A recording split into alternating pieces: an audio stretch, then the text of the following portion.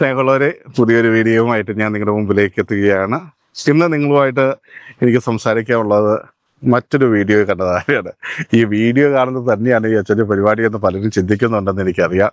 പക്ഷേ ഇതൊക്കെ ഒഴിവു സമയം കിട്ടുമ്പോൾ ഒന്ന് ജസ്റ്റ് സ്ക്രോൾ ചെയ്ത് പോകുന്ന വീഡിയോസാണ്. പക്ഷേ പെട്ടെന്ന് മനസ്സിൽ തട്ടുന്ന ചില കാര്യങ്ങൾ ഞാൻ സേവ് ചെയ്ത് വെക്കും. അടുത്ത തവണ നിങ്ങളുമായിട്ട് സംസാരിക്കുമ്പോൾ എനിക്ക് ഉപകാരപ്പെടുമല്ലോ എന്ന് കരുതിയാണ്. കാരണം നമ്മളുടെ ഒരു ഉദ്ദേശം അത് തന്നെയാണല്ലോ. അപ്പോൾ ഇന്ന് ഞാൻ നിങ്ങളുമായിട്ട് പങ്കുവയ്ക്കാനുള്ളത്, ഒരു കുട്ടിയെ MRI ചെയ്യുവാൻ വേണ്ടി പോകുമ്പോൾ ആ MRI മെഷീനെല്ലാം കണ്ടു കഴിഞ്ഞപ്പോൾ കുട്ടി ആകെ ഭയന്നു പോയി. അപ്പോൾ എന്ത് ചെയ്യണമെന്നറിയാതെ നിൽക്കുന്ന ആ കുട്ടിയോട് അപ്പം പറയുന്നുണ്ട്, ഞാൻ നിന്റെ കൂടെ ഉണ്ട് മോനെ എന്ന് പറഞ്ഞുകൊണ്ട് അപ്പനും ആ കുട്ടിയോടൊപ്പം MRI മെഷീനിലേക്ക് പോവുകയാണ്. എനിക്ക് തോന്നുന്നു ആ വീഡിയോ കണ്ടിട്ട് ആ കുട്ടിയുടെ ബോഡിയുടെ താഴത്തെ ഭാഗത്തേക്കായിരിക്കണം MRI ചെയ്യേണ്ടിയിരുന്നത്. അല്ലെങ്കിൽ ആ തലയോട് ചേർത്ത് പിടിച്ച് അപ്പൻ അങ്ങനെ MRI മെഷീനിലേക്ക് പോകാൻ സാധിക്കുമെന്ന് ഞാൻ കരുതുന്നില്ല. അപ്പോൾ ആ വീഡിയോയിൽ കണ്ടപ്പോൾ എൻ്റെ മനസ്സിലേക്ക് വന്നത് യേശുവും പിതാവായ ദൈവവും തമ്മിലുള്ള ഒരു ബന്ധം അല്ലേ. ഞാനും പിതാവായ ദൈവം ഒന്നാണ് എന്ന് പറഞ്ഞുകൊണ്ടുള്ള യേശുവിൻ്റെ ആ പ്രഘോഷണവും, പിന്നെ തൻ്റെ ഈ പരസ്യ ജീവിതകാലത്ത് നടക്കാൻ പോകുന്ന സഹനങ്ങളെയും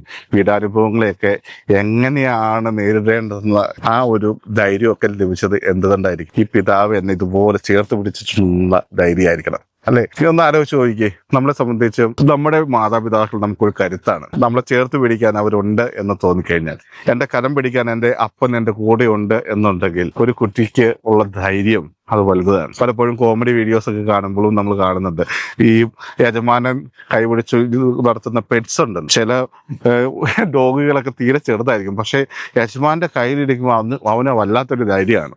ഭയങ്കരമായിട്ട് കുറച്ച് ബഹളം ഉണ്ടാക്കും. തൊട്ട് മുമ്പിൽ നിൽക്കുന്ന വലിയ ഭീമാകാരനായിട്ടുള്ള നായിയായിരിക്കാം, പക്ഷെ അതിന് മുമ്പിലും ശൗര്യത്തോടെ കിടന്നങ്ങ് കുറയ്ക്കുകയാണ്. കാരണം എൻ്റെ യജമാനൻ എൻ്റെ കൂടെ ഉണ്ട്.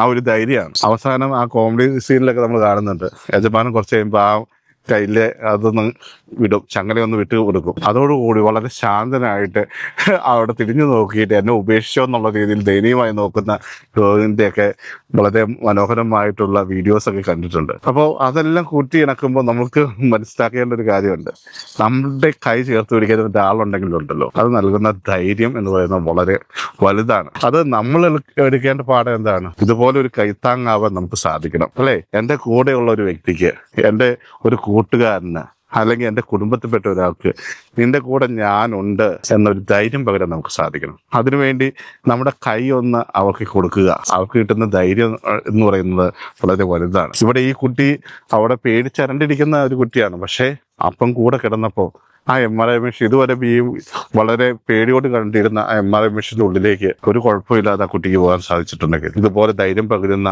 ഒരു ദൈവം നമ്മുടെ കൂടെയുണ്ട് എന്ന് ചിന്തിക്കുക. ആ ദൈവം നമ്മുടെ കൈ പിടിച്ചിട്ടുണ്ടെന്ന് മനസ്സിലാക്കുക. ആ ദൈവത്തിന്റെ കൂടെ സഞ്ചരിക്കുക. ഒരിക്കലും നമുക്ക് പേടിക്കേണ്ടതായിട്ട് വരില്ല. മാത്രമല്ല, എല്ലാം ധൈര്യത്തോടെ ചേരാൻ നമുക്ക് ചെയ്യുവാൻ സാധിക്കും. അപ്പൊ അതുകൊണ്ട് മറ്റുള്ളവർക്ക് ധൈര്യം പകരുന്ന, മറ്റുള്ളവരെ ചേർത്ത് പിടിക്കുന്ന, മറ്റുള്ളവരുടെ കൂടെ ഉണ്ടെന്ന് പറയുന്ന ഒരു കൈത്താങ്ങാകുവാൻ നമുക്ക് എല്ലാവർക്കും സാധിക്കട്ടെ. ആ ഒരു കാര്യത്തിന് ഈ ഒരു വീഡിയോ നിങ്ങൾക്ക് ഉപകാരമാകുമെങ്കിൽ വളരെ സന്തോഷം. അപ്പോൾ അതിന് ഉപകരിക്കട്ടെ എന്ന് ഞാൻ പ്രത്യേകം ആഗ്രഹിക്കുകയും പ്രാർത്ഥിക്കുകയും ചെയ്തു. അപ്പോൾ പുതിയൊരു വീഡിയോയുമായിട്ട് നമുക്ക് വീണ്ടും കാണാം. അതുവരെ ക്ഷമയോടെ കാത്തിരിക്കുക.